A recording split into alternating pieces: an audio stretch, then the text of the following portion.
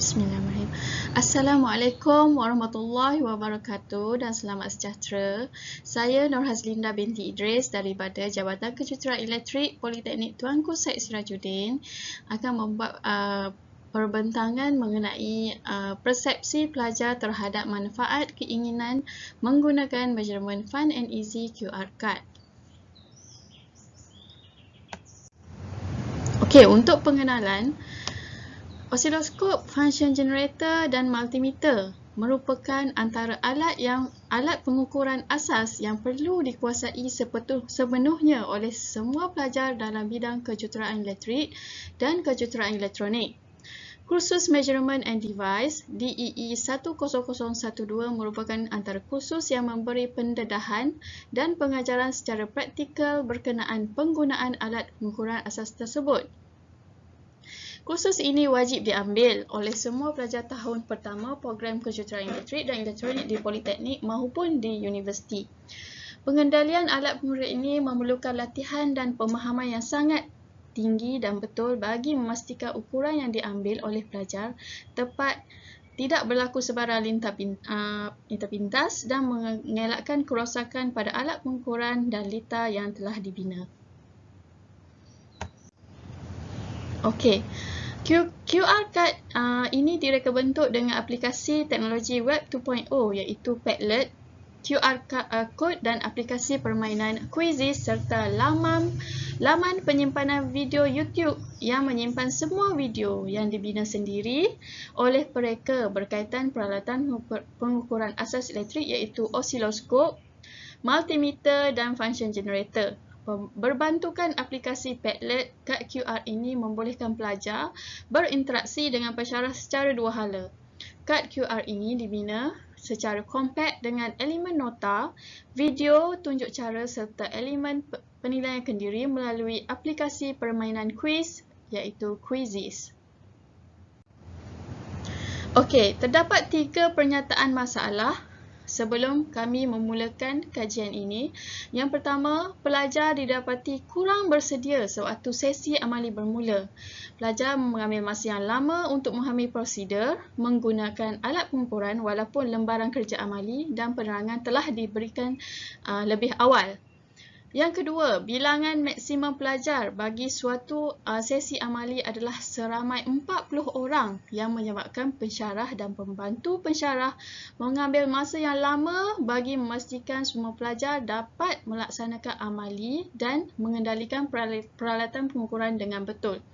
Dan yang ketiga adalah disebabkan oleh pencapaian pelajar bagi kursus Measurement and Device pada sesi Jun 2019 yang kurang memberasakan juga menjadi penyebab inovasi ini direka.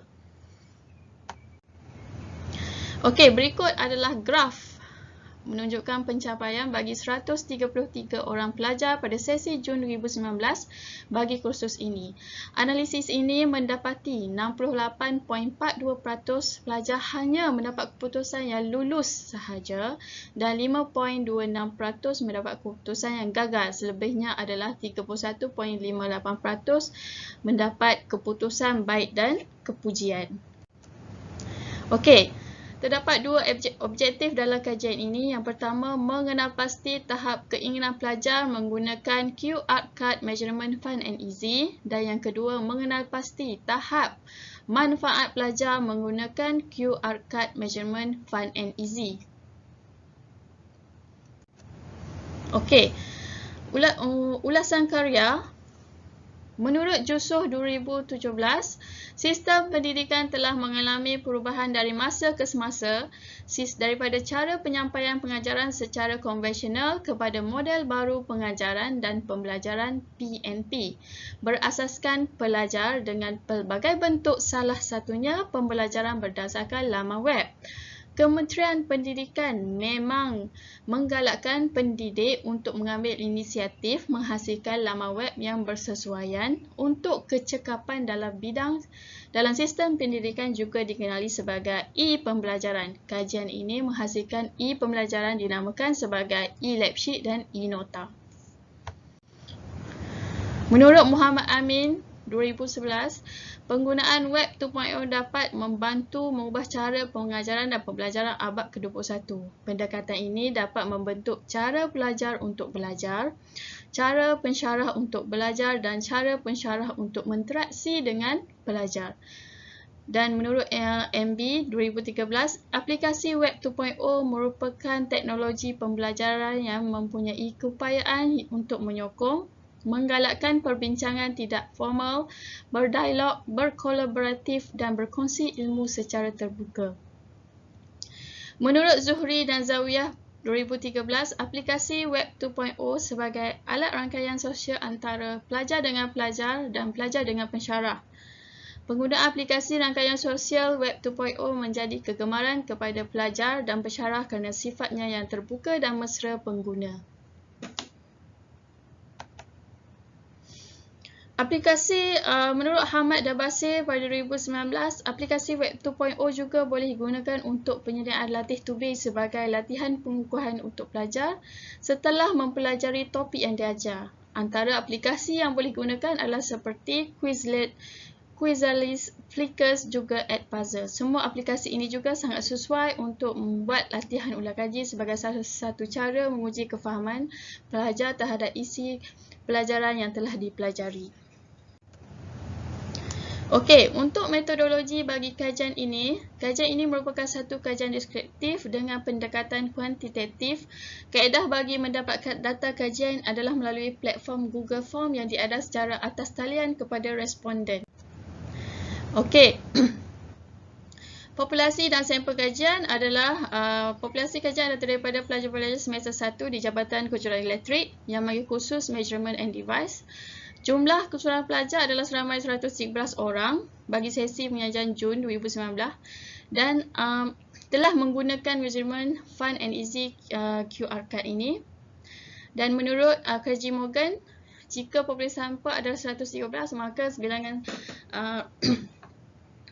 bilangan sampel yang perlu adalah 92 orang. Dalam kajian ini, seramai 92 orang responden telah menjawab soal selidik yang telah diberikan. Okey, sebelum memulakan pada kajian, kami juga telah membuat kajian rintis iaitu terhadap 30 orang responden yang terdiri pada pelajar Jabatan Kejuruteraan Elektrik. Dalam kajian ini, alfa kerombak yang diperolehi adalah sebanyak 0.964.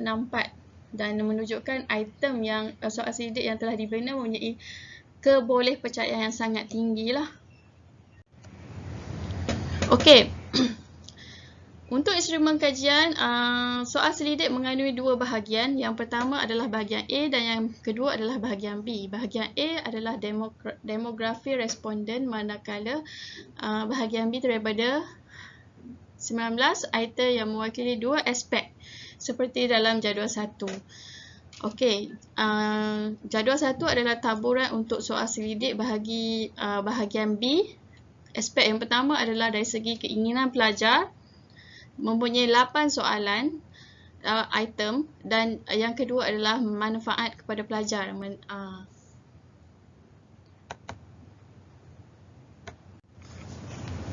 Berikut adalah jadual analisis skor min bagi aspek keinginan. Okey, kat sini kita ada 8 item yang telah diberi kepada pelajar untuk dijawab, di mana keseluruhan purata bagi item untuk aspek keinginan ni kita mendapat sebanyak 4.43. Maksudnya dalam interpretasi yang tinggi. Dan item yang 4 iaitu penggunaan web 2.0 dalam pendidikan boleh meningkatkan pengetahuan saya dalam pembelajaran dalam kelas, mendapat skor min yang paling tinggi iaitu sebanyak 4.51.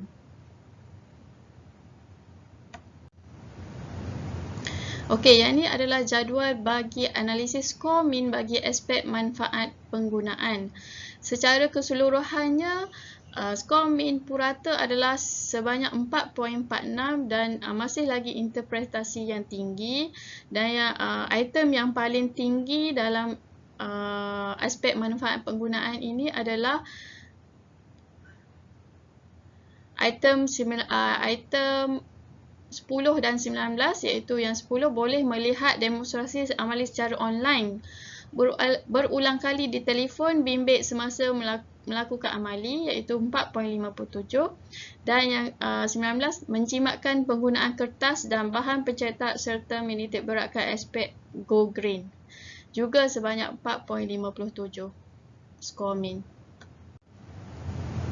Okey, sebagai kesimpulan, kajian ini dilaksanakan adalah untuk melihat persepsi pelajar terhadap manfaat dan keinginan menggunakan Measurement Fun and Easy QR Card.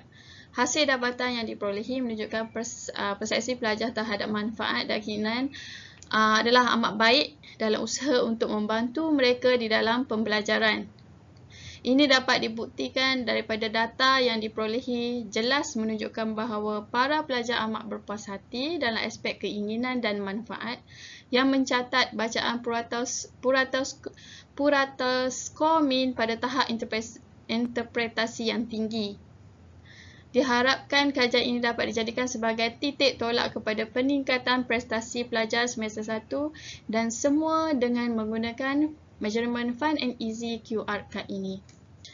Sekian, terima kasih.